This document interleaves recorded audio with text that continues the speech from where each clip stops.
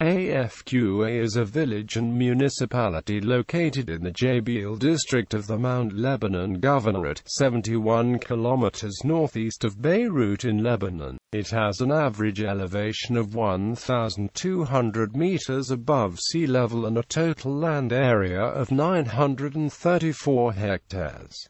Its inhabitants are predominantly Shia Muslims, known in ancient times as Afqa or Apheca. The word can be interpreted as source, is located in the mountains of Lebanon, about 20 kilometers from the ancient city of Byblos, which still stands just east of the town of Qartaba. It is the site of one of the finest waterfalls in the mountains of the Middle East, which feeds into the Adonis River and forms Lake Yammoune, with which it is also associated by legend. In Greek mythology, Adonis was born and died at the foot of the falls in Afqa. The ruins of the celebrated temple of Aphrodite, Apheca, the Aphrodite particular to this site, are located there. Sir Richard Francis Burton and Sir James Fraser further attribute the temple at Afqa to the honoring of Astarte or Ishtar. Afqa is aligned centrally between Baalbek and Byblos, pointing to the summer solstice sunset over the Mediterranean. It is from Byblos that the myth was told of a mystical ark that came ashore containing the bones of Osiris. The ark became stuck in a swamp until Isis found it and carried it back to ancient Egypt. Physical description: the waterfall at Afqa is the source for the river Adonis and is located on a 600-foot bluff that forms an immense natural amphitheater. The river emerges from a large limestone cave in the cliff wall which stores and channels water from the melted snow of the mountains before releasing it into springs and streams below. At Afqa, several watery threads flow from the cave to form numerous cataracts, a scene of great beauty. A great and ancient temple is located here, where ritual prostitution was practiced until the time of Constantine. Sir James Fraser attributes its construction to the legendary forebear of King Cinyras, who was said to have founded a sanctuary for Aphrodite, reconstructed on grander scale in Hellenistic times, then destroyed by the Emperor Constantine the Great in the 4th century. It was partially rebuilt by the later 4th century Emperor Julian the Apostate. The site was finally abandoned during the reign of Theodosius I.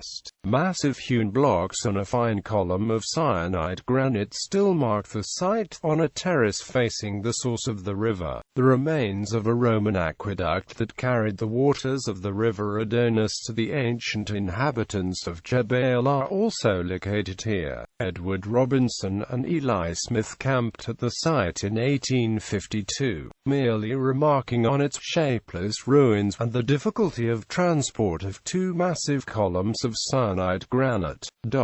Sir James Fraser describes the village at Afqa in his 1922 book The Golden Bough as the miserable village which still bears the name of Afqa at the head of the wild, romantic, wooded gorge of the Adonis. The hamlet stands among groves of noble walnut trees on the brink of the Linn. A little way off the river rushes from a cavern at the foot of a mighty amphitheater of towering cliffs to plunge in a series of cascades into the awful depths of the glen. The deeper it descends, the ranker and denser grows the vegetation, which, sprouting from the crannies and fissures of the rocks, spreads a green veil over the roaring and murmuring stream in the tremendous chasm below. There is something delicious, almost intoxicating, in the freshness of these tumbling waters, in the sweetness and purity of the mountain air, in the vivid green of the vegetation.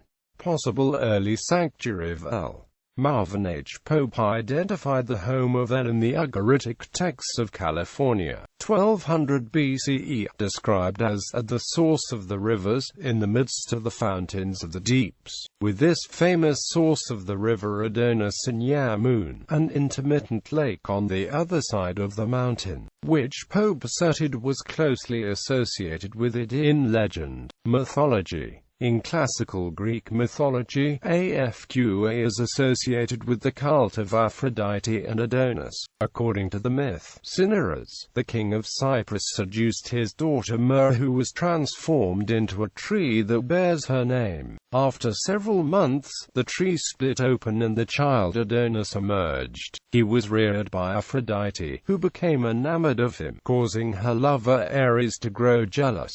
Ares sent a vicious boar to kill Adonis. At the pool at the foot of the falls of Afqa, Adonis bled to death from a deep wound in the groin. Aphrodite despaired at his death, and out of pity for her, the gods allowed Adonis to ascend from Hades for a short period each year. Each spring at Afqa, the melting snows flood the river, bringing a reddish mud into the stream from the steep mountain slopes. The red stain can be seen feeding into the river and far out to the Mediterranean Sea. Legend held this to be the blood of Adonis, renewed each year at the time of his death. Lucian of Samosata, a Syrian by birth, describes how a local man of Byblos debunked the legend. This river, my friend and guest, passes through the Libanus. Now this Libanus abounds in red earth. The violent winds which blow regularly on those days bring down into the river a quantity of earth resembling vermilion. It is this earth that turns the river to red, and thus the change in the river's color is due, not to blood as they affirm, but to the nature of the soil. This was the story of the man of Byblos.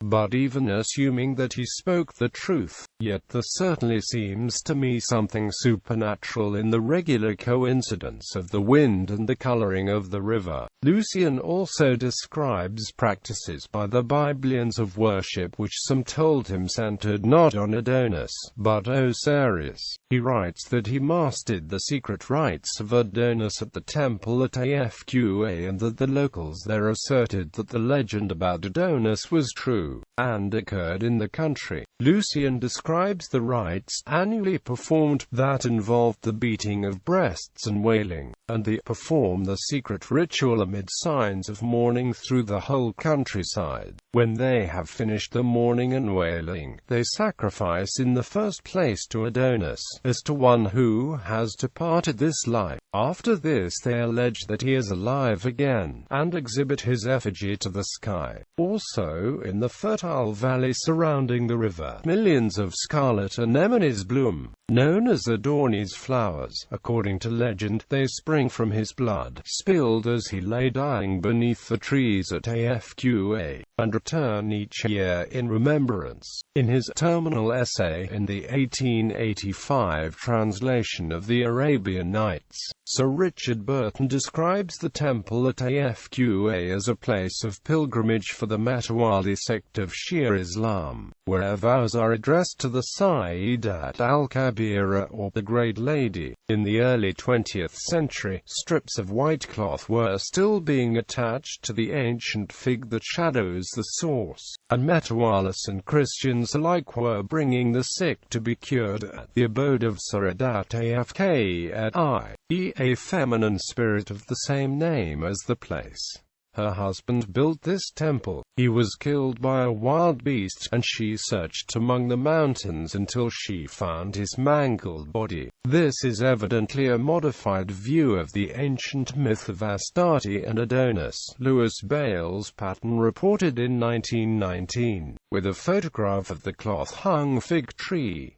W.F. Albright noted this survival of this female saint as the most remarkable among very few direct reflections of paganism in the names and legends of modern Wales. 2006 Lebanon War. During the 2006 Lebanon War, the Afqa bridge that connects Mount Lebanon with the Beqa Valley was one of 5 bridges destroyed by Israeli jets.